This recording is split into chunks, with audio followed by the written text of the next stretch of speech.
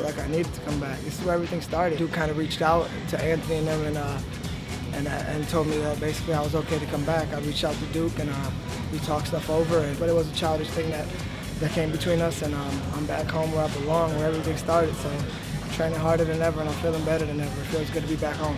When I was gone, I was like a little depressed little kid, you know what I mean? Like, you're seeing pictures online of friends that I started with Anthony, I started with Cejudo, you know, even before I even came to Duke's. I started with these guys, so these guys are like my brothers, so it was only right to come back where I was supposed to be, and I'm happy I'm back.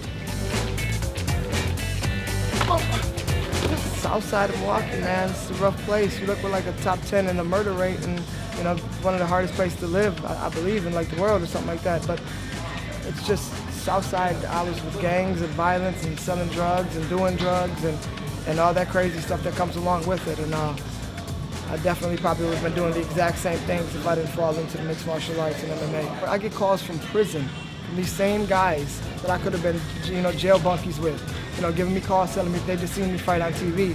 And that's, I can't even describe that feeling, you know what I mean?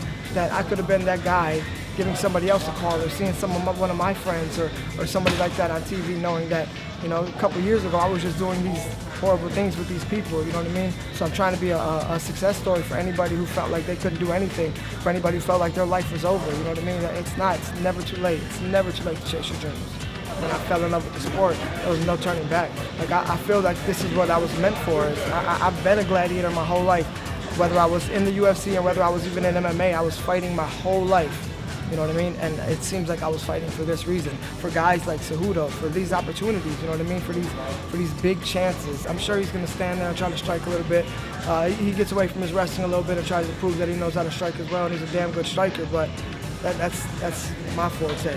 I'm a striker as well, but I'm pretty sure he's going to get cocky and he's going to try to stand a little bit, and I'm going to prove him wrong, and he's going to reach for the takedown. So I'm working with Ben Askren and CM Punk. I got the two best wrestlers in the world teaching me stuff, man. He's the guy that they want to skyrocket into that #1 spot at the 125 division. And I feel like a win over him, one or two more, puts me in line for that title.